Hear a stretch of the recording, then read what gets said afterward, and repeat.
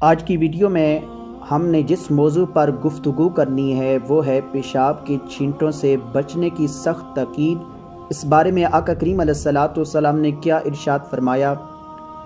یاد رکھیں، حضرت ابن عباس رضی اللہ تعالی عنہ روایت کرتے ہیں، آپ فرماتے ہیں کہ آقا کریم علیہ السلام دو قبروں کے پاس سے گزرے تو آقا کریم علیہ السلام نے فرمایا، ان دونوں قبروں میں جو شخص دفن ہے ان کو عذاب ہو رہا ہے، اور باعث عذاب بچنے کے لحاظ سے تمہارے نزدیک کوئی بڑی مشکل چیز نہیں، اگرچہ گناہ کے لحاظ سے بہت بڑی ہے۔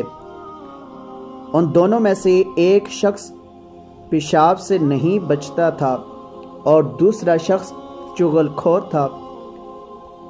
اس احادیث مبارکہ سے ہمیں یہ بات پتہ چلتی ہے کہ پیشاب کے چھینٹوں سے سخت پرہیز کرنا چاہیے۔ وہ لوگ جو پیشاب کرتے وقت چھینٹوں سے پرہیز نہیں کرتے، اپنے کپڑوں کو نہیں بچاتے، پیشاب کر کے پانی یا ڈھیلوں کی عدم موجودگی میں ٹیشو یا ٹاکی وغیرہ سے استنجا کیے بغیر فوراً کھڑے ہو جاتے ہیں، فوراً اٹھ جاتے ہیں، ان کے کپڑے اور ان کا جسم وغیرہ پیشاب سے آلودہ ہو جاتے ہیں،